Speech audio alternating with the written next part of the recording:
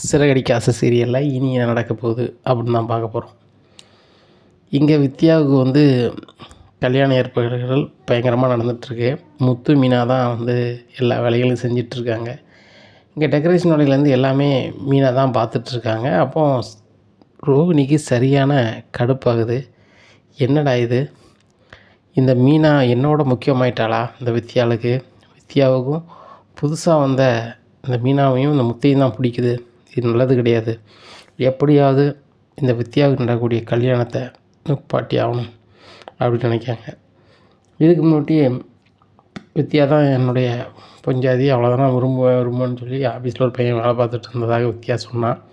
அதுக்கப்புறம் வித்யாவே சொன்னால் அவனுடைய குணநலம் சரியில்லை, அதனால் நான் வேண்டான்னு சொல்லிட்டேன் அப்படின்னு சொன்னான். அவனை எப்படியாவது தேடணுமே அப்படின்னு சொல்லி மகேஸ்வர்கிட்ட சும்மா அது போய் பேச்சு கொடுக்காங்க. சரி, இதுக்கு முன்னாடி வித்யா ஒரு பையனை விரும்பினால அப்படிங்கிறாங்க. வித்யா எங்கடி விரும்பினா, அவன் தான் விரும்புதான்னு சுற்றிட்டு இருந்தான். வித்யாவுக்கு அவனுடைய குணம் பிடிக்கல அப்படின்னு சொல்லி வேண்டான்னு சொல்லிட்டா அப்படிங்கிறாங்க. சரி, அவன் பேர் என்ன பேர் அப்படிங்கிறாங்க. ரெண்டே ஒரு ஆஃபீஸ் தான் அவ்வளோ பார்க்காங்க. அவன் பேர் ஏதோ 3 எழுத்தில் வருமே அப்படின்னு சொல்லிட்டு குமார் அப்படிங்கிறாங்க. குமார் 2 எழுத்து தானடி? சரி 2 எழுத்து அவன் தான் அப்படிங்கிறாங்க. உடனே ரோகிணி அவனை தேடி ஆஃபீஸ் போகிறாங்க. அப்போ குமார் வெளியே வராப்புல, என்ன விஷயம், என்னை தேடி வந்திருக்கீங்க, நீங்கள் வித்யா ஃப்ரெண்டு தானே, வித்யா என்கிட்ட பேசினா உங்கள்கிட்ட பேச மாட்டாளா அப்படிங்கிறாங்க. அது இல்லை பிரச்சனை, உங்களை தனியாக பேசணும் அப்படிங்கிறாங்க. சரி வரேன் அப்படின்னு சொல்லிட்டு, என்ன விஷயம் சொல்லுங்கள், எனக்கு வேலை நிறைய இருக்குது அப்படிங்கிறாங்க. உங்களுக்கு 1 மாதம் சம்பளம் எவ்வளவு அப்படிங்கிறாங்க. எனக்கு 1 மாதம் 1 லட்ச ரூபா அப்படிங்கிறாங்க. நான் சொன்னதை நீங்கள் சொன்னீங்கன்னா நானே 1 லட்ச ரூபா தந்துடுறேன், 10 நிமிஷத்துக்கு வேலை தான் அப்படிங்கிறாங்க. 10 நிமிஷத்துக்கு 1 லட்ச ரூபா தரீங்களா, என்ன சொல்லணும், எனக்கு பணம் ரொம்ப சங்கடமாக இருக்குது, பணம் 1 லட்ச ரூபா இருந்தீங்கன்னா என்னென்னு சொல்லுதேன் அப்படிங்கிறாங்க. நீங்கள் வித்யா விரும்புனீங்க, வித்யாட்ட உங்களுடைய காதலையும் சொன்னீங்க. ஆனால் வித்யாவுக்கு நான் யோசிச்சு சொல்கிறேன் அப்படின்னு சொல்லும்போது, உங்களை பற்றி விசாரிக்கும் போது, இல்லை நீங்கள் என்னைய மாதிரி ஏகப்பட்ட பேர்ட்டு இதே மாதிரி சொல்லியிருக்கீங்க, உங்களுக்கு எனக்கு செட் ஆகாதுன்னு சொல்லிட்டு போயிட்டான். ஆனால் நீங்கள் அப்படியே மாற்றி சொல்லணும் அப்படிங்கிறாங்க. என்ன சொல்லணும் அப்படிங்கிறாங்க. நீங்கள் ஒன்றா பேசையில் வைக்கிற ஃபோட்டோஸ்லாம் இருக்குது, சும்மா பேசையில் அந்த ஃபோட்டோ வச்சுக்கிட்டு நீங்கள் என்ன செய்யணும், வித்யாவுக்கு கல்யாணம் நடக்கக்கூடிய இடத்துக்கு வரணும் அப்படிங்கிறாங்க. வந்தால் எனக்கு 1 லட்ச ரூபா தருவீங்களா அப்படின்னு. வந்தால் மட்டும் தர மாட்டேன், சொல்லணும், நான் சொல்லுற இடத்துல சபையில் நின்றுக்கிட்டு நானும் வித்யா விரும்பினோம், என்ன என்கிட்ட ஏகப்பட்ட பணத்தை வாங்கி விட்டு இப்போ இங்கே சம்மந்தமாக ஒரு ஆளை கல்யாணம் முடிக்க போகிறா, என்னை மாதிரி எத்தனை நேரம் ஏமாற்றிட்டு வளர்த்துடல, அப்படி இப்படி நீ சொன்னால் மட்டும் போதும், மீதி அதுவாக நடக்கும், நீ சொல்லி முடித்து நீ அந்த கோயிலில் தான் கல்யாணம் நடக்கு, அதை விட்டு நீ வெளியே வந்தோடனே நான் பணத்தை தந்துடுவேன் அப்படிங்கிறாங்க. இதை கேட்டவுடனே அவர், இவ்வளோ தானே, இது பெரிய மேட்ரு கிடையாது, பண்ணிடலாம், அந்த வித்யாவும் ஆஃபீஸுக்குள்ளே ஓவர் சீன் போட்டு வச்சுருக்கான், நான் என்னமோ அவன்கிட்ட லவ் சொன்னால் போனேன், எனக்கு சரியான ஆள் கிடையாது அவர், அதனால தான் வேண்டான்ட்டேன் அப்படி இப்படின்னு சொல்லியிருக்கா. நானும் எப்படிடா இதை காமிக்கலான்னு பார்த்துட்டு இருந்தேன், நீங்கள் கரெக்டாக 1 லட்ச ரூபா தரீங்க, நான் அழகாக சொல்லி விடுவேன், என்னைக்கு கல்யாணம் அப்படிங்கிறாங்க. இத்தனாம் தேதி கல்யாணம், ஏன்னா அங்கே ஏற்பாடுகள்லாம் பயங்கரமாக போயிட்டுருக்கு. அதுபோக காலையில் நிச்சயதார்த்தம், ஈவினிங் கல்யாணம். காலையில் நிச்சயதார்த்தத்தை நிப்பாட்டணும், அவளுக்கு கல்யாணம் நடக்கக்கூடாது, இந்த ரோகிணி யாருன்னு அவளுக்கு தெரியணும் அப்படிங்கிறாங்க. அப்போது உங்களை பற்றியும் சொல்லணுமா அப்படிங்க. நீ பற்றினாலும் சொல்ல வேண்டாம், கல்யாணம் யார் என்ன சொன்னாலும் நடக்கும் அப்படின்ற மாதிரி அவள் பேசினா நடக்கவே கூடாது, பிடிங்க இந்த 1 லட்சம் அப்படிங்கிறாங்க. 1 லட்ச ரூபாய் வாங்கிக்கிறாங்க. அப்போ கல்யாண ஏற்பாட்டுக்கு எல்லாருமே தயாராக இருக்கிறாங்க. அதாவது கல்யாணத்துக்கு என்ன நடக்குமோ எல்லாம் நடந்துகிட்ருக்கு. வித்யா அம்மாவுக்கு ரொம்ப சந்தோஷம். வித்யாட்ட சொல்கிறாங்க, வித்யா ரொம்ப நாளாக கல்யாணம் வேண்டான்னுட்டு இருந்தேன், இந்த முருகன் பையனை என்றைக்கு பார்த்தியோ அன்றைக்கே பிடிச்சி போச்சுமா, நான் உன்ட்ட ஒரு நல்ல நாள் சொல்கிறேம்மா, சீக்கிரம் நீ கல்யாணத்தை பேச முடியுமான்னு சொன்னேன், ரொம்ப சந்தோஷம் டி, உன் கூட படித்த பிள்ளைகளும் உன் ஃப்ரெண்ட்ஸ் எல்லாம் எல்லாருமே கல்யாணம் முடிஞ்சு அவங்களுக்கு பிள்ளைகள் இருக்குது, இப்படி இருக்கும்போது நீ மட்டும்தான் டி ரொம்ப நாளாக கல்யாணம் முடிக்காமல் இருக்கேன்னு எனக்கு மனச்சங்கடமாக இருந்துச்சு, இப்போ அந்த மனக்குறையும் நீங்குது அப்படிங்கும்போதேம்மா எல்லாம் நல்லதே நடக்குமா, அந்த முருகன் ரொம்ப நல்லவர் அப்படிங்கும்போது முருகனை வர சொல்கிறாங்க. முருகன், நம்ம 2 பேரும் கல்யாணம் ஆக போகுது, எங்கள் அம்மா ரொம்ப ஃபீல் பண்ணுறாங்க அப்படிங்கும்போது, அத்தை கவலைப்படாதீங்க, விடிஞ்சா கல்யாணம் என்ன நல்லபடியாக நடக்கும், கவலைப்படாதங்க அப்படின்ட்டு அவர் வீட்டுக்கு போயிருந்தார். புது மாப்பிள்ளை வீட்டுக்கு போயிடுறாரு. மறுநாள் காலையில் ரோகிணி சொன்ன வச்ச ஆள் காலையிலே வராரு. இங்கே சொந்தக்காரங்க பூரா வந்துடுறாங்க. சுருதி மாப்பிள்ளை அங்கே எல்லாருமே வந்துடுறாங்க. இங்கே அண்ணாமலை குடும்பத்துலேருந்து எல்லாருமே வந்துடுறாங்க. அப்போ ஒரு பையன் மேடையில் நிற்காப்புல. மாப்பிள்ளை ஒரு 2 இடத்துல இந்த பையன் வரான், இவன் யார் அப்படின்னு சொல்லி எல்லோரும் முழிக்காங்க. உடனே மைக் எடுத்துகிட்டு, ஹலோ, என்ன எல்லோரும் மாப்பிள்ளை இருக்கிற இடத்துல இந்த பையன் எதுக்கு வந்திருக்கான்னு தானே பார்க்கிங்க. என்ன இந்த வித்தியா வந்து காதலிக்க வைக்கன்னு சொல்லி ஏமாற்றி விட்டாப்புல, என்கிட்ட ஏகப்பட்ட பணத்தை வாங்கி விட்டாப்புல. இதே மாதிரியே வேலை. இப்போ இந்த முருகன் கூடி ஒன்றா நினைக்கலாம், வாழ மாட்டாப்புல. முருகன்கிட்ட என்னென்ன பணம் இருக்கோ அதை பூரா ஆட்டையை போட்டு வைப்பாங்க. அவங்க பாட்டில் போயிட்டே இருப்பாப்புல. அப்படி இப்படின்னா எல்லாருமே அரண்டுறாங்க. உடனே முருகன் சொந்தக்காரங்களாம் வந்து, இந்த கல்யாணம் நடக்காது அப்படிங்க. முருகன் வராரு, நீ யார், என்ன வரோம், நீ வந்து பேசிகிட்ருக்க அப்படிங்கும்போது, நான் யாருன்னு வித்தியாட்ட கேளு அப்படிங்கிறாங்க. வித்தியா வராங்க. பொன்னியார் குமார் வர சொன்னால் ஒழுங்காக கிளம்பி போ அப்படிங்கும். வித்தியா, இவன் யார் அப்படிங்கும்போது, என் ஆஃபீஸில் வேலை பார்க்குற பையன் தான், என்னை விரும்புகிறேன் வைக்கிறேன் அப்படின்லாம் சொன்னான். நான் வந்து இவனை விசாரித்து பார்க்கல, என்னைய மாதிரி ஏகப்பட்ட பேர்ட்ட விரும்புதான் சொல்லியிருக்கான். அவனுடைய குணநலம் சரி கிடையாது, அதனால் வேண்டான்னு சொல்லிட்டேன். அந்த கோபத்தில் இந்த நேரத்தில் வந்து இப்படி பண்ணுறான். இவனை யார் இப்படி பண்ண சொல்கிறான்னு தெரியல, இடையில என்கிட்ட பேசவே மாட்டான், இப்போ வந்து இப்படி பண்ணிகிட்ருக்கான் அப்படிங்கும்போது, யார் சொல்லி பண்ணணும்னு அவசியம் கிடையாது, என்கிட்ட ஏமாத்தின பணத்தை கொடு, இந்த முருகனை ஏமாத்திடாத அப்படிங்கிறாங்க. இந்த முருகன் சொல்கிறாங்க, இந்த மாதிரி வித்தியா ஆள் கிடையாது, ஒழுங்கு மரியாதை பேர் அப்படிங்கும்போது, முருகன் வீட்டில் சொல்லுதாங்க, கல்யாணத்தை அன்னைக்கு வந்து நிச்சயதார்த்தம் பண்ணதுக்கும் போது காலையில் வந்து ஒருத்தன் வந்து சொல்லுதான்னா, எந்த அளவுக்கு இருக்குன்னு நம்ம யோசிக்கணும், இப்போதைக்கு கல்யாணம் வேண்டாம் முருகன், நம்ம கிளம்பலாம் அப்படின்னு சொல்லி முருகனை கூப்பிட்டு கிளம்பிடுறாங்க. வித்தியாவுக்கு ரொம்ப மனச்சங்கடத்தில் அழுகுதாங்க. அதை பார்த்தோன்னே ரோனிக்கு ரொம்ப ஆனந்தமாக இருக்குது. ஏன்னு கேட்டால், இந்த கல்யாணத்தில் எல்லாரோட இந்த முத்துமீனா தான் பெரிய வசதி அப்படின்னு சொல்லி அவங்களே அவ்வளோ வேலை செய்ய வச்சு என்னை வந்து டம்மியாக்குன்னு நினச்சேன். அவங்க கல்யாணத்தையும் முடிச்சு விட்டேன்னா என் கடையில் 1,00,000 ஆட்டையை போட்டு கொடுத்தேன், அதோட சீன் ஓவரு அப்படின்னு சொல்லிட்டு நினைக்காங்க. அப்போ ஒன்றுமே தெரியாமல் ரோஹிணி விட்றி எல்லாம் சரியாயிரும் அப்படிங்க. என்ன அப்படி சரியாகும், நடக்கக்கூடிய கல்யாணத்தை இந்த குமார் இப்படி பண்ணிட்டானடி, ஏன் இப்படி பண்ணால், எதுக்கு பண்ணான்னு எனக்கு தெரில, அவனை நான் விட மாட்டேன் அப்படின்னுட்டுருக்காங்க. இப்படியா இருக்குது. இந்த சூழ்நிலையில் வித்தியா ரொம்ப பணச்சங்கடத்தில் இருக்காங்க. முத்து மீனாவும் சொல்கிறாங்க, எல்லாம் நன்மைக்கு தான், சிம்பிளாக வந்து உங்களுக்கும் முருகனும் கல்யாணம் நடக்கும், அதுக்கு நான் பொறுப்புன்னு முத்து பொறுப்பேற்காரு. அப்போ வித்தியாவை பற்றி மறுநாள் எடுத்து சொல்லுதார் முருகனுக்கு, முருகாங்க பாரு, வித்தியாவில் நிறைய வாய் பேசும் வைக்கும், ஆனால் இந்த மாதிரி ஆள் கிடையாது, அது மனசுக்கு ஒன்று வச்சு பேச தெரியாதப்பா, ஒன்றே மாதிரி தான், நீனும் ரொம்ப நல்ல பையன், அது ரொம்ப நல்ல பையன் பொண்ணு, அது போக சொந்தம் வந்தாங்க. இப்போ உள்ள காலத்தில் வந்து அவங்களுக்கு ஏதாவது ஒரு செய்தி கிடைக்கான்னு தான் நினைக்காங்க. நீங்கள் யாரை பற்றியும் யோசிக்காதப்பா, உனக்கு வித்தியாவை பிடிச்சிருக்கு, வித்தியாவுக்கு ஒன்று பிடிச்சிருக்கு. அதுபோக அவங்க அம்மா ரொம்ப மனசங்கடப்படுதாங்க, வித்தியா பிள்ளை இப்போ வரைக்கும் சாப்பிடல, நீ ஒரு ஃபோன் பண்ணி பேசப்பா அப்படின்னு ஃபோனை கொடுக்காங்க. ஃபோன் பண்ண வித்தியா முத்தண்ணன் சொல்லி புரிய வச்சிட்டாங்க. நம்ம சொந்தக்காரங்களாம் கூப்பிட்டு கல்யாணம் முடிக்கணும்னு நினச்சோம், அது நடக்கலை. அதனால் நம்ம வந்து பொன்னியம்மன் கோயிலில் முத்தண்ணன் சொன்ன மாதிரி சிம்பிளாக கல்யாணத்தை முடிச்சுக்கிடுவோம் அப்படிங்கிறாங்க. சரி முருகன், நீங்கள் அந்த நேரத்தில் நம்பாமல் தானே போயிட்டீங்க, இனிமேல் நீ நம்பாமல் போனீங்கன்னா எப்படி இருக்கும் அப்படிங்கிறாங்க. இல்லை என்ன மன்னிச்சிரு, நம்ம அப்படி நடக்காது அப்படின்னு சொல்லிட்டு மறுநாள் பொன்னியம்மன் கோயிலில் கல்யாணம் முடிஞ்சிருது. ரோகிணிக்கு சரியான காண்டு. இந்த வித்தியாவுக்கு கல்யாணம் நடக்காமல் அப்பால் தனியாக கிடப்பா, ரொம்ப ஆனந்தமாக இருக்கலாம்னு பார்த்தேன். இந்த முத்து மீனாவும் நைஸாக பேசி முருகனுக்கு கல்யாணம் முடிச்சு வச்சிட்டாங்களே, இருக்கட்டும் அப்படின்னு சொல்லி ரொம்ப கடுப்பில் இருக்காங்க. அப்போ ரோகிணிக்கு ஒரு ஆஃபர் வருது, இந்த மாதிரி பார்லர் வேலைக்கு ஆள் வேணுன்ட்டு. அங்கே பார்க்குறாங்க. அவங்க சொல்கிறாங்க, நம்மகிட்ட ஒரு ஃபங்க்ஷன், அதுக்கு வந்து டெக்கரேஷன் வேலை பண்ணால் யாரும் தெரிஞ்சவங்க தான் சொல்லுங்கள் அப்படின்னோன்னா, ஆஹா நல்ல வேலை, இது மீனாக போல், நம்ம இதை சிந்தாமணி கொடுத்து மீனா வந்து தனக்கு வந்து என்னென்ன வேலைலாம் செய்ய தெரியும்னு சொல்லி ஒரு போர்டு வச்சுருக்காங்க. அந்த போர்டையும் நொறுக்கணும், அந்த மீனா அம்மா கடையும் எடுக்கணும், அதுக்கு சிந்தாமணி தான் ஒரே ஆள் அப்படின்னு சொல்லி விஜயா அங்கே இது நடத்தாங்களே, யோகா நடத்தாங்களோ அந்த இடத்துக்கு போகிறாங்க. நீ என்ன இங்கே வந்திருக்க அப்படிங்கும்போது, இல்லை சிந்தாமணியை பார்க்கணும் அப்படிங்கிறாங்க. என்ன விஷயம் அப்படிங்கிறாங்க. பார்லர் வேலை ஒன்று வந்துச்சு, அதுக்கு நான் போனேன். அங்கே போகையில் அவங்க வந்து டெக்கரேஷன் வேலை ஒன்று கொடுத்தாங்க அப்படிங்கும்போது, ஓ மீனாட்ட கொடுத்துருக்கலாம்ல அப்படிங்கிறாங்க. இல்லாத அவன்கிட்ட கொடுத்தா சரி வராது, யார்ட்டையும் மீனா மதிக்க மாட்டேங்க அப்படிங்கும்போது, அதுவும் சரி தான், மீனாட்ட நீ கொடுக்காம இருக்க நல்லது தான், சிந்தாமணி உங்கள்கிட்ட வந்து ரோகிணி தனியாக பேசணுமா போங்க அப்படிங்கிறாங்க. என்ன ரோகிணி, நீ பார்லர் வேலை தானே பார்ப்ப, டெக்கரேஷன் வேலையும் பிடிச்சி கொடுக்குறேன், உனக்கு என்ன பண்ணுறப்போ நான் தந்துடுறேன் அப்படிங்கிறாங்க. எனக்கு ஒன்றும் தர வேண்டாம், இப்போ நான் தரக்கூடிய ஆர்டர் வந்து உங்களுக்கு நல்ல வருமானம் வரும், அதை நீங்கள் பண்ணாலே 10 ஆர்டர் செய்யக்கூடிய பணமும் கிடைக்கும் அப்படிங்கிறேன். அப்படியா, ரொம்ப சந்தோஷம், சூப்பராக பண்ணிடலாம் அப்படிங்கிறாங்க.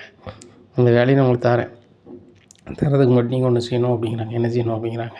இந்த மீனாவுக்கு டெக்கரேஷன் வேலை தெரியும், பொக்கே செய்ய தெரியும், பூ வியாபாரம் பண்ணுவோம், நீங்கள் சொல்லுற இடத்துக்கு காரும் வந்து நாங்கள் வந்து நீங்கள் கேட்குற இடத்துக்கு நாங்கள் வந்து கொண்டு வருவோம் அப்படி இப்படின்னு எல்லாத்தையுமே விளம்பரமாக வச்சுருக்காங்க. மீனா அம்மா பூக்கடையில். அந்த பூக்கடை இருக்கக்கூடாது. மீனா வந்து இப்படி விளம்பரம் பண்ணி பெருசாக வளர்ந்துட்டான்னா அந்த வீட்டில் எனக்கு மறுவாதி இருக்காது. ஏன் எங்கள் அத்தைக்கும் மறுவாதி இருக்காது. அதனால் அந்த கடை இருக்கக்கூடாது, அந்த டிஜிட்டல் போர்டும் இருக்கக்கூடாது அப்படிங்கிறாங்க. ஒன்றும் பிரச்சனை இல்லை, இது பெரிய விஷயம் கிடையாது. அவங்க அம்மா கடை எடுத்து வைக்கல, ஒரு ரோட்டில் தான் வச்சுருக்கு. நான் பார்த்துக்கிட்டேன், அது எப்படி செஞ்சு எடுக்கணுமோ நான் எடுத்துக்கிட்டேன் அப்படிங்கிறாங்க. அதை நீங்கள் எடுங்க, மறு நிமிஷம் உங்களுக்கு அட்வான்ஸ் வாங்கி தரேன், பண்ணுங்கள், 10 வேலைக்குள்ளே போனால் ஒத்த வேலையிலே வரும் அப்படிங்கிறாங்க. சிந்தாமணி நினைக்காங்க, விஜயாவுக்கு தான் அந்த மீனாவை ஆகுதுன்னு பார்த்தா ரோகிணிக்கு ஆகாதா அப்படின்னு சொல்லிட்டு, சரி ரோகிணி, உங்கள் அத்தைக்கும் மீனாவை பிடிக்காது, எனக்கும் பிடிக்காது, உனக்கும் பிடிக்காது, செம்மையாக பண்ணுவோம், அந்த மீனாவை தொழிலே பண்ண விடாம ஆக்குவோம். ஏற்கனவே உங்கள் மாமியார் வச்சு தான் நான் வந்து அந்த மீனாவை எதாவது பண்ணலான்னு பார்த்தேன். இப்போ நீ தான் இருக்கியே, ஒன்றும் பிரச்சனை இல்லை. ஒரு ஆளுக்கு இன்னொரு ஆள் சப்போர்ட்டாக இருக்கும்போது அந்த மீனாவால் ஒன்றும் பண்ண முடியாது அப்படிங்கிறாங்க. சரி சிந்தாமணி ஏதாவது பண்ணுங்க அப்படின்னோடனே, மாஸ்டர் நான் வீட்டுக்கு கிளம்புறேன் அப்படிங்கிறாங்க. என்ன உடனே கிளம்புறீங்க அப்படிங்கிறாங்க.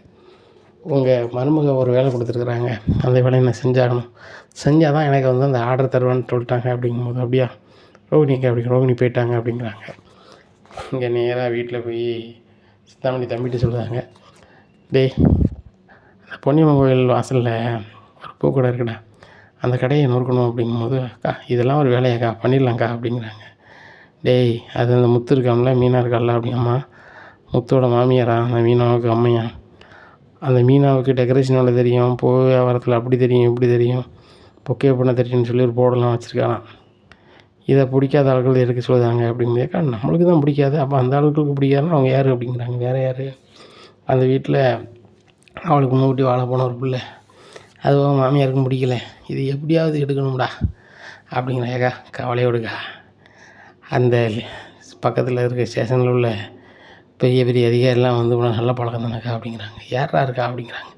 வேறு யார், அந்த மதுசூதனன் தான் இருக்கார், உங்கள்கிட்ட அப்பப்போ செலவுக்கு உங்கள் வரலக்கா, நம்ம ஏரியாவில் இருக்கீங்கள அப்படிங்கிறாங்க. ஆமாம் அவர் தான் இருக்கார், நீங்கள் சொன்னால் தான் என்னென்னு செய்வார, பணத்துக்காக மனுஷன் என்னென்னு தான் பண்ணுமே அப்படிங்கிறாங்க.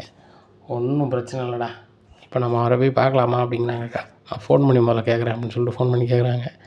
நாளைக்கு காலையில் வாங்க நேரில் பேசிவிடுவோம் அப்படிங்கிறாங்க. மறுநாள் காலையில் சிந்தாமணி ஸ்டேஷனுக்கு போகிறாங்க. சொல்லுங்கள் அப்படிங்கிறாங்க. நான் என்ன கதை வந்துருக்குன்னு தெரியுமா அப்படிங்கிறாங்க. சிந்தாமணி இங்கே பாருங்கள், எனக்கு எவ்வளவோ பண்ணியிருக்கீங்க, நானும் உங்களுக்கு எவ்வளவோ பண்ணியிருக்கேன், இப்போ நான் பண்ணக்கூடிய வேலைக்கு நீங்கள் என்னென்னாலும் செய்வீங்கன்னு எனக்கு தெரியும், என்ன பண்ணணும் அதை மட்டும் சொல்லுங்கள் அப்படிங்கிறாங்க. பொன்னியம்மன் கோயில் வாசலில் இந்த ரோட்டில் ஒரு பூக்கடை இருக்குது, அந்த பூக்கடை பக்கத்தில் ஒரு டிஜிட்டல் போர்டெலாம் இருக்குது, அதெல்லாம் எடுக்கணும் அப்படிங்கிறாங்க. உடனே அப்படியா, கோயில் பக்கத்தில் எடுத்தால் எதுவும் ஒரே வராது அப்படிங்கிறாங்க. எது வந்தாலும் எடுக்கலாம், ஒன்றும் பிரச்சனை கிடையாது, ரோடு தானே அப்படிங்கிறாங்க. அப்படியா அப்படிங்கிறாங்க. அது வந்து ரோட்டு பக்கத்தில் இருக்கக்கூடிய கோயில் இடம், கோயிலுன்னு தான் வச்சுக்காங்கன்னு சொல்லியிருக்காங்க, இது தெரியாத காய்ச்சிட்டக்காரன். ரைட், ஒன்றும் பிரச்சனை கிடையாது, நான் இங்கேருந்து 2 3 பேர் அனுப்புதான் அப்படின்னு சொல்லிட்டு ஒரு 3 பேர் அனுப்பி அந்த கடையில் பக்கத்தில் இருக்க போட கடையெல்லாம் பிச்சு வழி எறிதாங்க. இங்கே மீனா அம்மா கோயிலில் 2 பூ கொண்டு போயிருக்காங்க, அங்கே பார்க்காங்க பூக்கடையே வந்து கவுந்து கிடக்கு. என்னங்க இப்படி பண்ணி வச்சுருக்கீங்க அப்படிங்கும்போது, ரோட்டில் வச்சா ஒரு என்ன பண்ணுவாங்க அப்படி இப்படின்னுட்டுருக்காங்க. உடனே அங்கேருந்து அழுதுகிட்டு மீனாவுக்கு கால் பண்ணுறாங்க. மீனா வந்து உடனே பைக்கில் வராங்க. ஏன் இப்படி பண்ணுறீங்க அப்படிங்கும்போது, இல்லை இதை தான் பண்ண முடியும், ரோட்டில் வச்சா அப்படி தான் பண்ண முடியும், இப்படி தான் பண்ணுவீங்களா வைப்பீங்களா, இங்கே சர்க்காரில் வேலை பார்க்குறது எங்களை மாதிரி கஷ்டப்பட்டாலும் சங்கடப்படுது தானே அப்படி இப்படின்னு மீனா கேட்குறாங்க. முத்துக்கும் கால் பண்ணுறாங்க. முத்து வந்து பேசுகிறாரு. உடனே இல்லை இது இப்படி பண்ண முடியாது, எங்கள் சார் தான் அப்படி பண்ண சொன்னார் வைக்காருன்னு சொல்லி ஸ்டேஷனை சொல்லுதாங்க. அப்போ சீதா தச்சையெல்லாம் கால் பண்ணுதாங்க மீனாவுக்கு. மீனா கால் பண்ணி அழுதுட்டு என்னம்மா அப்படின்னு சொல்லி பேசையில் நடந்தது சொல்லிடுறாங்க. அருணுக்கு போனோம்னா அருணுமே ஸ்பாட்டுக்கு வந்துடுறாரு. என்ன சார் பண்ணிகிட்ருக்கீங்க, எங்கள் அத்தை உரமாக கடை வச்சு அவங்க வேலையை பார்த்துட்ருக்காங்க, நீ என்ன இப்படி பண்ணிகிட்ருக்கீங்க அப்படிங்கும்போதுப்பா, ஸ்டேஷனில் பெரிய ஆள் அதிகாரிகள் சொல்லுதாங்க, அதான் நாங்கள் செய்ய முடியும், நீனும் எங்களை மாதிரி வேலை பார்க்குற ஆள் தானே, அதிகாரி சொன்னால் என்ன பண்ணுவோம் உங்கள் ஸ்டேஷனில், சேதனை செய்வே அப்படிங்கிறாங்க. ஆமாம் சார் அப்படின்னு சொல்லிட்டு ஸ்டேஷனில் போய் பேசுகிறாங்க. தம்பி ரோட்டில் இருக்குதுன்னு சொல்லி ஏகப்பட்ட பேர் சொல்லுதாங்க, இதுக்கு ஒன்றும் பண்ண முடியாது அப்படின்னு அருன்னு சொல்கிறாரு. சார் ரோட்டில் இருக்குதுன்னு சொன்னால் வண்டியை ஓரமாக எடுத்து கொண்டு விடலாம், இப்படியா சார் வண்டியை உடைப்பாங்க, அது போக போட கிடலாம் வந்து கிழிச்சிருக்காங்க, ரொம்ப சங்கடம் சார் அப்படி. அருண் இதெல்லாம் இங்கே பேசிகிட்டு இருக்காத, உன்னோட நான் பெரிய ஆள், எனக்கு கீழே வேலை பார்த்துக்கிட்டு எனக்கே நீ வந்து எனக்கு யோசனை சொல்லிகிட்டு இருக்க, கிளம்பியா அப்படிங்கிறாங்க. அருண் ரொம்ப கடுப்பில் வீட்டுக்கு போயிடுறாரு. வீட்டில் போய் சீதா சொல்லிட்டாங்க, இந்த மாதிரி உங்கள் அம்மா ரோட்டெலாம் கடை சொல்லாத பாரு, எனக்கு மேலே உள்ள இருக்க அதிகாரம்னா அவன் வந்து என்னென்ன அப்படி பேசுகிறாரு, ஏதாவது கடை எடுத்து பண்ண சொல்லி வைக்க சொல்லணுன்னா எங்கள் சீத்தா அழுதுட்டு இருக்காங்க. அந்தளவுக்கு வசதி என்கிட்ட இல்லை, அது போக எங்கள் அப்பாவோட நினைவு எங்கள் அப்பா எங்களுக்கு நினைவு தெரிஞ்சிலேருந்து அதை தான் கடை வச்சுருக்காரு. கரும்பு ஜூஸ் கடையும் வச்சுருந்தாரு, பூ கடையும் வச்சுருந்தாரு. இப்போ 2ம் இல்லைங்கும்போது ரொம்ப சங்கடமாக இருக்குன்னு அழுகுறாங்க. சரி விடு பார்த்துக்கலாம் அப்படின்னு சொல்லி அதில் இருக்கார் அருண். எங்கள் முத்து மீனா வந்து ஆறுதல் சொல்கிறாரு. மீனா கவலைப்படாத, உங்கள் அம்மாவையும் கவலைப்பட சொல்லாத, கண்டிப்பாக போன கடை மறுபடியும் அங்கே வரும், அது என்னென்னு பார்ப்போம் அப்படிங்கிறாங்க. மறுநாள் காலையில் முத்து வந்து தலைவரை பார்க்க போகிறார். தலைவரை வணக்கம் அப்படிங்கிறாங்க. என்ன அப்படிங்கிறாங்க. எங்கள் மாமியார் இந்த பொன்னியம்மன் கோயில் பக்கத்தில் கடை வச்சுருந்தாங்க, அந்த கடையை வந்து இந்த ஸ்டேஷனில் வந்து எடுக்க சொல்லிட்டாங்க வச்சுட்டாங்க அப்படின்னா. எந்த ஸ்டேஷனுப்பா? இந்த ஸ்டேஷன். அங்கே யார் இருக்கா அப்படின்னு சொல்லி அவர் அசிஸ்டண்ட்டை கேட்காரு. யார் இருக்காங்க? ஏன் முத்து, அவன் ரொம்ப பணம் பொறுக்கிப்பா, பணம் அப்படின்னாலே போதும் எதுனாலும் செய்வாப்புல என்ன, அதனால் நீ ஒன்றும் நினைக்காத, பணத்துக்காக தான் பண்ணியிருப்பாப்புல, நான் பேசுகிறேன் அப்படின்னு சொல்லி. யோ என்னையா இப்படிலாம் பண்ணியிருக்கேன் அப்படிங்கும்போது, சார் தப்பாக நினச்சிக்காதீங்க, சிந்தாமணின்ற ரொம்ப பழக்கம், நான் ஏற்கனவே இந்த ஸ்டேஷனில் எனக்கு அப்படி செலவு கொடுப்பாப்புல, அதனால் அவங்க சொல்ல என்னால் மீற முடியல, எனக்கு எதிராக தொழில் பண்ணிட்டு கிடக்காங்க, அதில் போர்டு கூட வச்சுருக்காங்க, ரோட்டில் இருக்காங்க, அவங்க ரொம்ப ஓவராக பண்ணுறாங்க, இருக்கக்கூடாதுன்னாங்க, அதான் சரி அந்த சிந்தாமணியுமே தர காசுக்கு ஏதாவது வேலை செஞ்சேன் சார், உங்களுக்கு வேண்டியாலும் எனக்கு தெரியாது அப்படிங்கும்போது, இங்கே பாரு கடை 10 நிமிஷத்தில் அங்கே இருக்கணும் என்ன அப்படிங்கிறாங்க. சார் அந்த கடையெல்லாம் நொறுங்கி போயிடுச்சு சார் அப்படிங்கிறாங்க. சரி நான் பார்த்துக்கிட்டேன் அப்படின்னு சொல்லிட்டு, டே முத்து அப்படிங்கிறாங்க. ஐயா அப்படிங்கிறாங்க.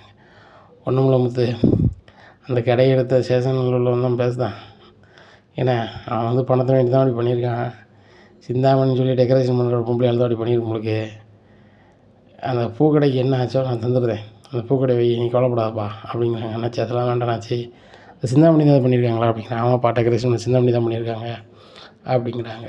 உடனே சரி சார் அப்படின்னு சொல்லிட்டு முத்து ஸ்டேஷனுக்கே போகிறாரு.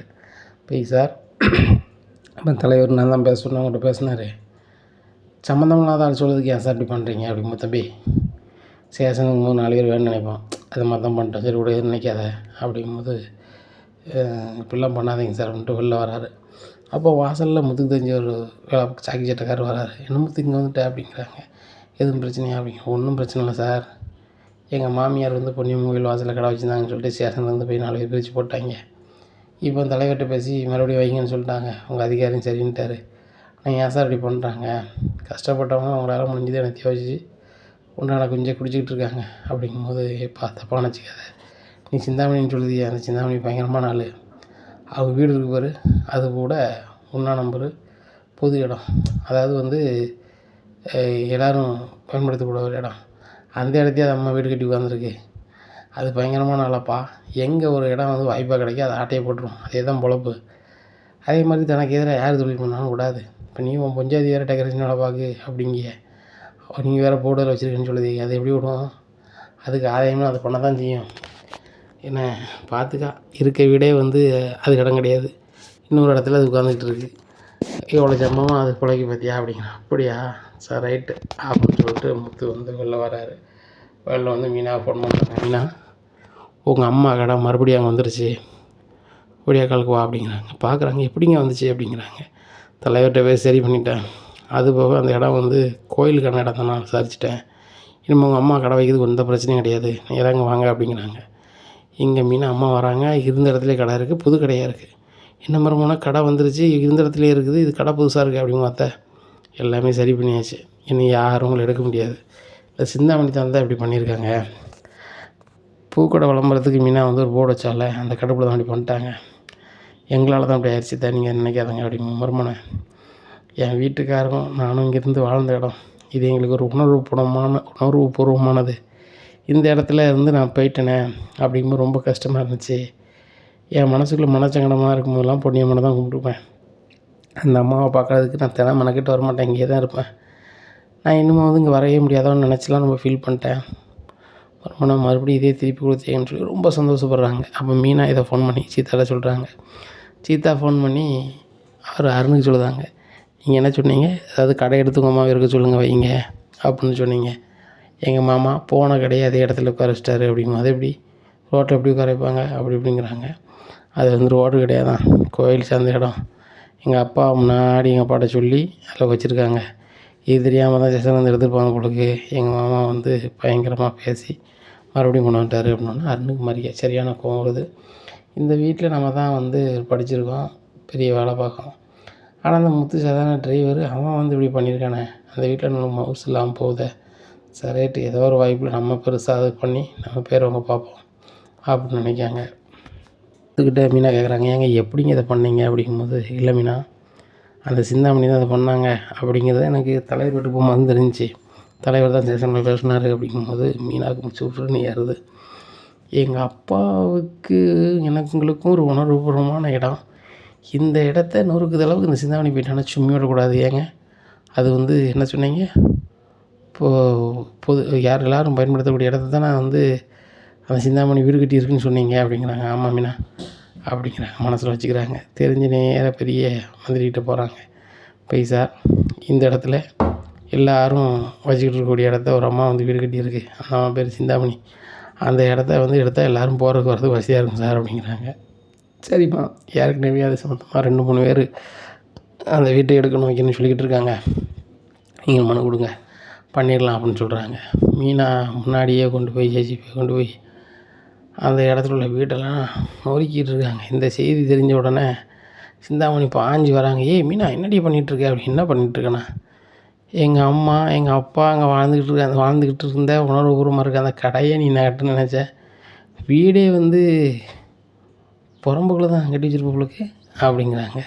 உடனே இதை கேட்டால், ஏய் ஏன்டி இப்படி பேசுகிற வைக்கிற அப்படிங்கிறேன். யாரை பேசுதுண்ணா, இது உனக்கு உன் பேரை தான் இருக்குன்னு சொல்லிட்டு அந்த பேப்பரை கொண்டா அப்படிங்கிறாங்க. பேப்பர் எதுவும் இல்லை, என் வீட்டை எப்படி வாங்கலான்னு சிந்தாமணி பேசுகிறாங்க. ஏம்மா மேலேருந்து உத்தரவு ஒன்றும் பண்ண முடியாது அப்படிங்கிறாங்க. மீனா சொல்கிறாங்க, நீ சின்னதாக தான் பிளான் போட்ட, நீ ரோடு தான் போட்ட அப்படிங்கிறாங்க. உடனே ஏய் அப்படிங்க, ஆமாம் நீ ரோடு போட்ட, அதில் ஏறி காரில் போயிட்டான் அவ்வளோதான் அப்படிங்கிறாங்க மீனா. இதை கேட்ட சிந்தாமணிக்கு அப்படியே அவனை விட மாட்டான், அப்படி இன்னும் எங்கே விட போகிறேன், அதான் அவன் வீடே போச்சே, கிளம்பலாம் அப்படின்னு சொல்லிட்டு மீனா ஆட்டோ பிடிச்சி வீட்டுக்கு வந்துடுறாங்க. வீட்டுக்கு வந்தோடனே முத்துக்கு இந்த கதை தெரிஞ்சிருது.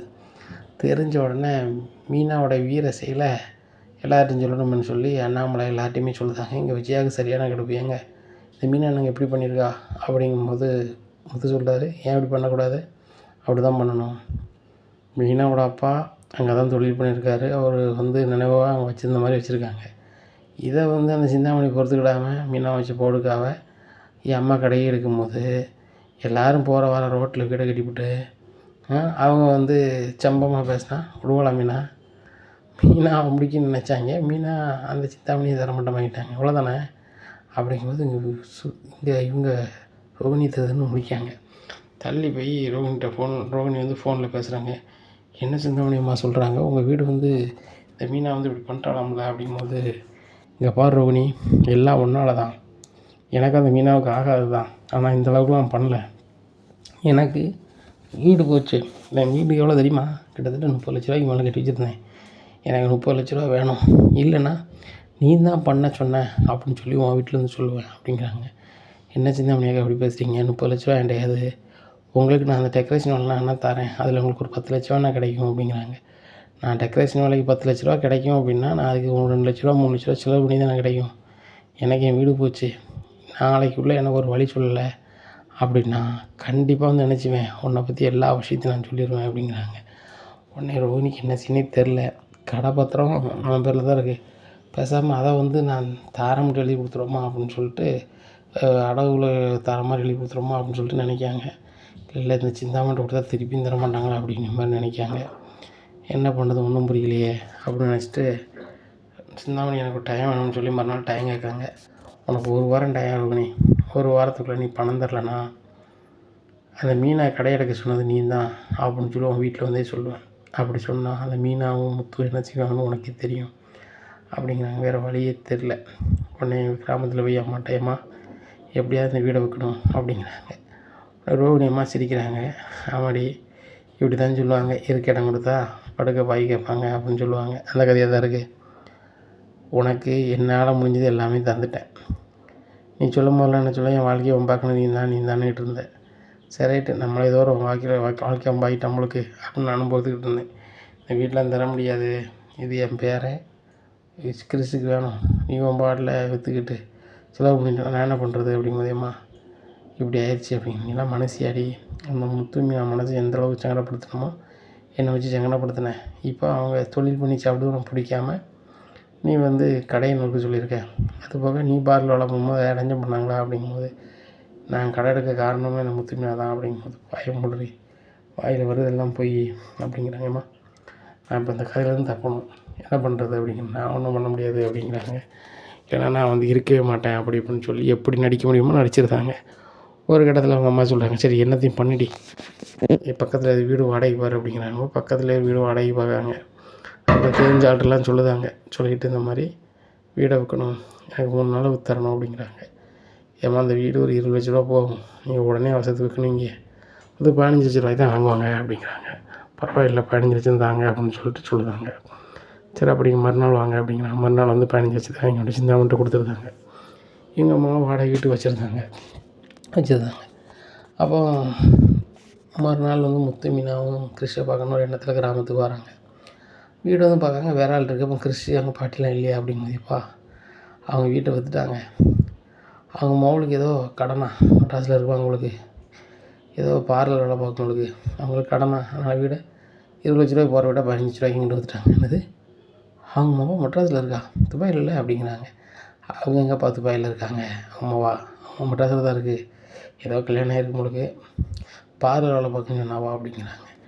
இதை கேட்டால் முத்து மீனாவுக்கு ஒன்றும் இல்லையேங்க, எப்படிங்க அந்த அம்மா சொல்லிச்சு நம்மக்கிட்ட, பார்லர் வேலைலாம் பார்க்குற மாதிரி சொல்லலையே, துபாயில் எங்கேயும் வீட்டு வேலை தானே பார்க்கணும்னு சொல்லிச்சு அப்படிங்கிறாங்க. ஆமாண்ணா, இப்போ அவங்க பக்கத்தில் தான் வாடகை இருக்காங்க, அங்கே போய் பார்ப்போம் அப்படின்னு சொல்லிட்டு அங்கே போகிறாங்க. போனோடனே அம்மா அப்படிங்கிறாங்க, ஐயோ இப்போ வந்துட்டாங்க போல அப்படின்னு. முத்து மீனா வாங்க அப்படிங்கிறாங்க.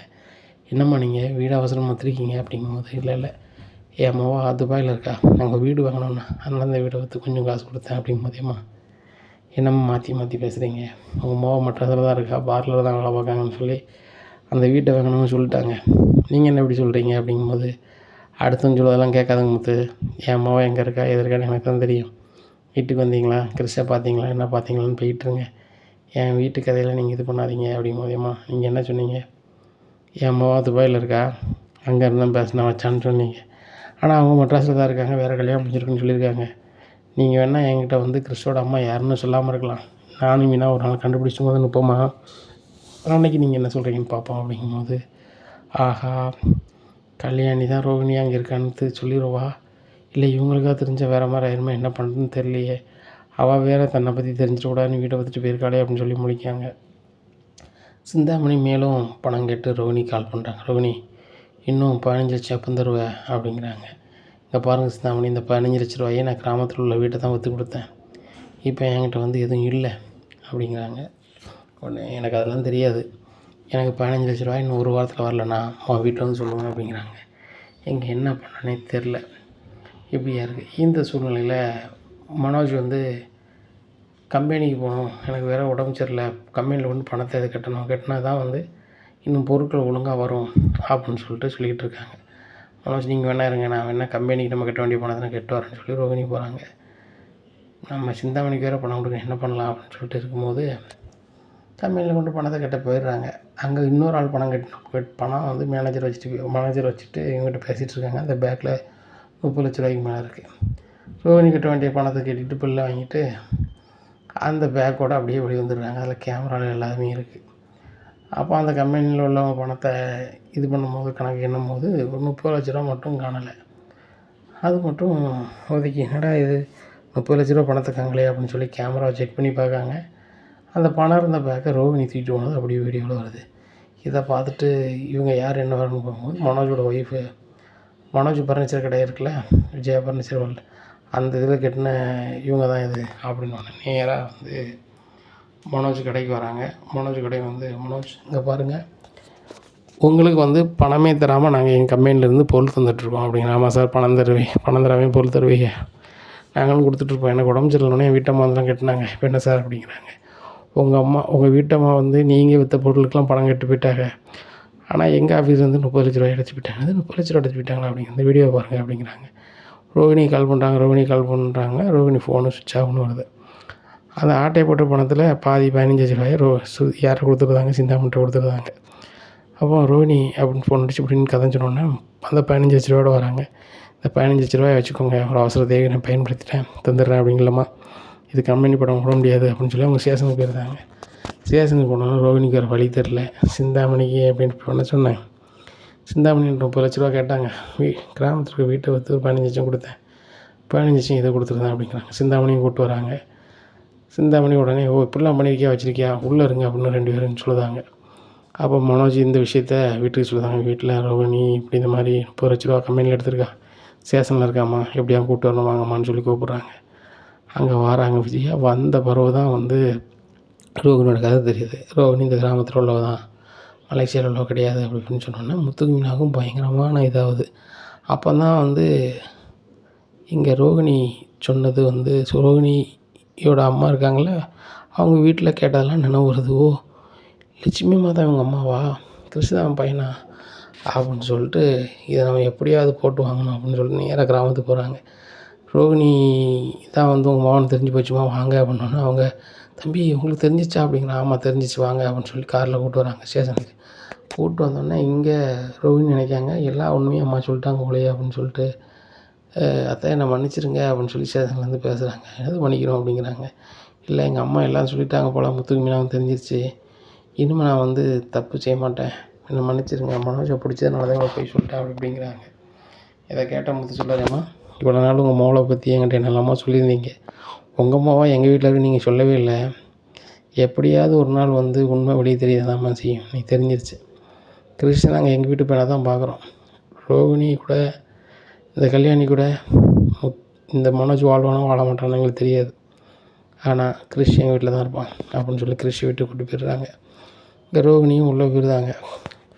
ரோகிணி உள்ளே போயிட்டு வெளியெடுக்க ஆள் இல்லாமல் சிட்டியே வெளியெடுத்துடுறாரு. வெளியே வீட்டுக்கு போகிறான். அந்த வீட்டுக்குள்ளேயும் வரக்கூடாதுன்னு சொல்லி விஜயா சொல்கிறாங்க.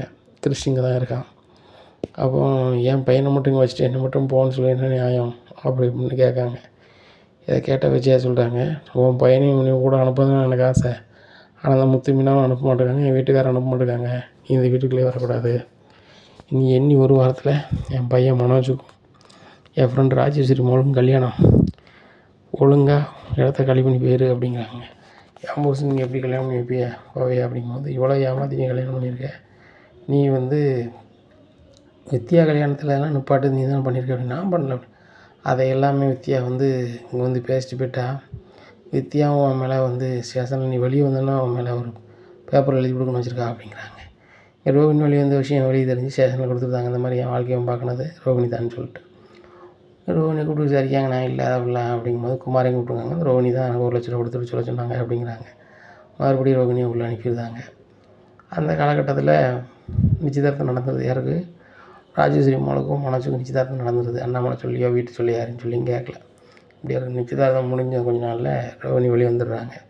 வெளியே வந்தோடனே சிட்டி வந்து முத்து குடும்பத்தை ஏதாவது பண்ணணும், ரோகிணி வச்சு தான் பண்ணணும்னு சொல்லி ரோகிணி மாப்பிள்ளைக்கு நிச்சயதார்த்தம் ஆகிட்டு இனிமேல் இப்படி இருக்க போகிறீங்களா வைக்க போகிறீங்களா அப்படிங்கும்போது, இனிமேல் நான் விடவே மாட்டேன் அப்படிங்கிறாங்க. விடாதாங்க ரோகிணி அப்படிங்கிறாங்க. அங்கே கல்யாண ஏற்பாடு நடக்கும் மனோஜுக்கு. எல்லோரும் மண்டபத்துக்கு போயிடுறாங்க. முத்து, மீனா, ரவி, சுருதி போகல, அண்ணாமலையும் போகல. விஜயா, பார்வதி தலைமையில் அங்கே நடக்குது. அப்போ ரோகிணி வந்து இந்த வீட்டில் எல்லோரும் சேர்ந்து தான் வந்து என் புருஷனுக்கு கல்யாணம் பண்ணி வைக்கவா அப்படின்னு சொல்லி ஸ்டேஷனில் போய் நிற்காங்க. மறுபடியும் இன்னொன்று ஸ்டேஷன்லேருந்து எல்லோரும் போய் ஸ்டேஷன்லேருந்து அங்கே கூப்பிடுதாங்க. அப்போ முத்து மீனாக உண்டு அப்படிங்கிறாங்க. அப்போ அங்கே இருக்க கேமரா எல்லாத்தையும் பார்க்காங்க. முத்து மீனாங்க வரல. மீதி ஆட்கள் பேரும் என்ன ஜென்மம் செய்தோம் அப்படிங்கிறாங்க. மனோஜ் உள்ளே போது பயந்துக்கிட்டு, இல்லை ரோகிணி நான் அவங்க கூட தான் வாழ போகிறேன், எங்கள் அம்மா தான் எனக்கு பிடிக்காமே இருக்கும்போது இப்படி செய்ய அப்படி செய்யன்னு சொன்னாங்க, நான் ஒன்று மட்டும் தான் மனசுக்கு நினைக்கிறேன் அப்படி இப்படின்னு சொல்லிட்டு ரோகிணி கூட போயிடுறாங்க. இப்படியா இருக்குது. இந்த சூழ்நிலையில் மனோஜுக்கு வந்து ஏகப்பட்ட கடனே இருக்குது. இனிமேல் நம்மளுக்கு கடனே தர மாட்டார், கடையை ஏலம் போட்டு தான் எடுத்துட வேண்டியிருக்கும் அப்படின்னு சொல்லிட்டு கடங்காரங்க பூரா கடையை ஏலம் போடுறதுக்கு என்ன வழியோ பண்ணிடுறாங்க. இங்கே ஏலமும் போட்டுருந்தாங்க. இந்த ஏலத்தை வந்து யார் இருக்கான்னு பார்த்தா வாசுதேவன் எடுத்துடுறாரு. வாசுதேவன் எடுத்துகிட்டு ரவியை கூப்பிட்டு சொல்கிறார், ரவி நீனும் சுருதியும் தனியாக ரெஸ்டாரண்ட் வச்சு நடத்துகிறீங்க, எங்கே போனால் வேண்டான்னு சொல்லி உங்கள் பணத்துலேயும் நடத்துகிறீங்க, அதை ஒரு வகையில் எனக்கு பெருமையாக இருந்தாலும் இன்னொரு வகையில் ரொம்ப கஷ்டமாக இருக்குது. என் பொண்ணு பெரிய கோடீஸ்வரி, பெரிய ரெஸ்டாரண்ட் வச்சுருக்கானே எனக்கு பெருமையாக இருக்கும், சின்னதாக ஒரு பொட்டி கடை மாதிரி கடை வச்சுட்டு ரெஸ்டாரண்ட் நீங்கள் அதை ஏற்றுக்க முடியாது. இப்போ நீங்கள் எங்கள் வீட்டோட நீங்கள் வரதா இருந்தால் உங்கள் அண்ணாச்சி கடையை உங்கள்கிட்டே தரோம், இல்லையா என் கடை என்கிட்ட தான் இருக்கும், உங்கள் அப்பாவுடைய ஒட்டுமொத்த உழைப்பும் என்கிட்ட தான் இருக்கும் பார்த்துக்கோ அப்படிங்கிறாங்க. இதை கேட்ட ரவிக்கு என்ன சொல்லனே தெரில.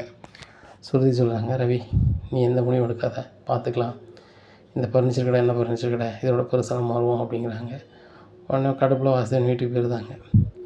இங்கே விஜயா பார்த்து சுதா சொல்கிறாங்க, இங்கே பாருங்கள் சம்மந்தி, உங்கள் கடையை அடுத்தவங்க ஏலம் எடுக்கக்கூடாது, நீங்கள் எங்கள் சம்மந்தின்னு சொல்லி தான் நாங்கள் ஏலம் எடுத்தோம். அந்த கடையை உங்களுக்கு திருப்பி தரணும்னா ஒரே வழி தான் இருக்குது சம்மந்தி அப்படிங்கிறாங்க. தயவுசெய்து திருப்பி கொடுங்க. எங்கள் மனோஜ் வந்து உங்கள் பணத்தை கொஞ்சம் கொஞ்சமாக தந்துடுவான், மனோஜ் பெரிய பிஸ்னஸ் மேனாக வருவான் அப்படி இப்படின்னு சொல்லி விஜயா பேசுகிறாங்க. இங்கே பாருங்கள், மனோஜுக்கு ஏகப்பட்ட கெட்ட பேர். அவருக்கு இருந்த டிவி ஷோரூம் இதுவும் போயிடுச்சு. அதுபோக அவங்ககிட்ட வேலைக்கு பார்த்தவங்க எல்லாருமே வேறு கடைக்கு வேலை செஞ்சுருந்தாங்க. அவங்க வேலைக்கு வர ஆளும் கிடையாது, கடையிலையும் பொருள் கிடையாது. இன்ஸ்டால்மெண்ட்டில் பொருள் தரேன்னு சொல்லிட்டு ஒருத்தட்டே பணம் வாங்கியிருக்காங்க. அவங்க பூரா வந்து கடையில் வந்து நிற்காங்க. இப்போ அவங்க என்ன பண்ண போகிறாங்கன்னு தெரியல. அவங்க பையனை வீட்டுக்கு தான் வருவாங்க. நாங்கள் தான் கடையை வாங்கிட்டோமே, இப்போ நாங்கள் ஃபர்னிச்சர் கடைக்கு போகிறது கிடையாது, அதில் நாங்கள் நினச்ச துணி கடையை ஏதோ வேறு வச்சுட்டு போயிடுவோம். ஆனால் அந்த கடையே உங்களுக்கு வரணும்னா ஒரே வழி தான், ரவியும் சுருதியும் எங்கள் வீட்டுக்கு நிரந்தரமாக வரணும். அது உங்களால் பண்ண முடியுமா? உங்களுக்கு கோடிக்கணக்கான சொத்து இருக்குது. உங்கள் வீட்டில் அவங்க 10க்கு 10 ரூமில் இருந்து சங்கடப்படுறதையோ சின்ன கடை நடத்தியோ எங்களால் பார்த்துக்கிட்டு இருக்க முடியல. என் வீட்டுக்கார் என்ன முயற்சி பண்ணுவோம் அத்தனை முயற்சியும் பண்ணார், ரவியும் சுருதியும் வீட்டுக்கு வர்றது மாதிரி இல்லை. நீங்கள் நினச்சா மட்டும்தான் ரவியும் சுருதியும் வருவாங்க அப்படிங்கிறாங்க. நினச்சா ரைட்டு அப்படின்னு சொல்லிட்டு விஜயா வீட்டுக்கு போகிறாங்க. வீட்டில் போய் ஏங்க எல்லார்ட்டும் நான் பேசணும் அப்படிங்கிறாங்க. என்ன அப்படிங்கிறாங்க, இந்த வீட்டில் ரவியும் சுருதியும் இருக்கக்கூடாது, அவங்க மாமனார் வீட்டுக்கு தான் போகணும் அப்படிங்கிறாங்க. உடனே அண்ணாமலை சொல்கிறாங்க விஜயாட்ட, என்ன விஜயா உனக்கு எதுவும் பிராந்தாகி போச்சா அப்படிங்கிறாங்க. இல்லைங்க, வாய்க்கூடாது, அவங்க வந்து அங்கே கிளம்பணும் அப்படிங்கிறாங்க. இல்லைங்க கிளம்பணும்னு சொல்லிகிட்டே இருக்காங்க. விஜயாட்ட சொல்கிறாங்க அண்ணாமலை, அவனை எதுக்கு கிளம்பணும்னு சொல்லிகிட்டு இருக்கேன், சுருதிக்கும் அவங்களுக்கு விருப்பம் இல்லை, அவங்க ரெஸ்டாரண்ட் நல்லா நடத்திட்டு இருக்காங்க, ஒரு நாள் பெரிய ஆளாக வருவாங்க அப்படிங்கும்போது, எங்க மனோஜ் இன்றைக்கி கடை இல்லாமல் வீட்டில் இருக்கான், வேலையும் இல்லை ஒன்றும் இல்லை அப்படிங்கும்போது முத்து சொல்கிறாரு, யார் யார் என்ன இருக்கோ என்ன எப்படி இருக்கோ அதுக்கு எதாவது தான் இருக்கும். ரவி என்ன நல்லா இருக்குது, சுருதினா நல்லா இருக்குது, நல்லா வருவாங்க ஒரு நாள். மனோஜ் வந்து அடுத்தவங்களுக்கு எடுத்து இது பண்ண நினச்சான், உண்மையில்லாமல் போயிட்டான். அவங்க வீட்டம்மாவை கேட்கவே வேண்டாம், யாராவது நல்லா இருந்தால் அவங்களுக்கு பிடிக்காது, கேள்விக்கூடி வேலை வைப்பாங்க. இப்போ என்னெல்லாமோ பண்ணி வீட்டிலேருந்து உட்காந்துருக்காங்க. நம்ம கிறிஸ்டுக்காக தான் யாரையும் எதுவும் சொல்லாமல் இருக்கோம் அப்படின்னு. முத்து உங்கள் வேலையை பாருங்கள், என் வீட்டுக்காரே எல்லாத்தையும் மறந்துட்டு ஏற்றுக்கிட்டாரு, நாங்கள் ஒரே குடும்பமாக இருக்கோம், உங்களுக்கு தேவையில்லாத வேலை அப்படிங்கிறாங்க. முத்து சொல்கிறாங்க, உங்கள் வாழ்க்கைக்குள்ளே வரல, நான் வந்து பொதுவாக தான் பேசுகிறேன் அப்படின்னு இருக்காங்க. உடனே மனோஜ் சொல்கிறாரு, டே ரவி, நீ மாமனார் வீட்டுக்கு போனாதான்டா என் கடை எனக்கு திருப்பி கிடைக்கும். சுருதியோட அம்மா அப்பாவும் சொல்லியிருக்காங்க, இந்த மாதிரி நீங்கள் 2 பேரும் அவங்க வீட்டோட போயிட்டால் ஃபர்னிச்சர் கடையை தந்துடுவோம் அப்படின்னு சொல்லியிருக்காங்க. அதனால் எங்கள் பேர் அப்படிங்கும்போது, ஓ உனக்கு ஃபர்னிச்சர் கடை வரணும், நான் வந்து வீட்டு போயிருக்கணுமா, அதெல்லாம் நான் முடியவே முடியாது அப்படிங்கிறாங்க. உடனே விஜயா சொல்கிறாங்க, என் வீட்டில் யார் இருக்கணும் இருக்கக்கூடாது நான் தானே முடிவு பண்ணணும். ஏங்க ரவி சுருதி இந்த வீட்டில் இருக்கக்கூடாது, அவங்க வீட்டை விட்டு வெளில போங்க அப்படிங்கிறாங்க. உடனே சுருதி சொல்கிறாங்க, ஃபைனலாக சொல்கிறீங்களா? ஃபைனலாக தான் சொல்கிறேன், கிளம்புங்க அப்படிங்கிறாங்க. முத்து மீனா அண்ணாமலை வெளியே கிளம்பி, எங்க நீங்கள் எங்கே போகிறீங்க அப்படிங்கும்போது, என் பையனையும் மருமகளை வெளியே அனுப்பும்போது நானும் அவங்களோட போகிறதெல்லாம் சரியாக இருக்கும், முத்து மீன் நம்ம கிளம்பலாம் அப்படின்னு சொல்லிட்டு வெளியே கிளம்பிடுறாங்க. உடனே விஜயா வெளியே போய் எங்க நீங்களாம் போக வேண்டாம் வாங்க அப்படின்னு சொல்லி கூப்பிட்றாங்க. எப்படி பண்ணி இந்த ரவியும் சுருதி மனசையும் மாற்றலாம் அப்படின்னு சொல்லி விஜயாவுக்கு ரொம்பவே ஒரு மாதிரி இருக்குது. ஐடியா பண்ணி உங்களை வழி அனுப்புனடா பண்ணலாம், நம்ம எனக்கு யோசனையே வரலாமா அப்படிங்கிறாங்க.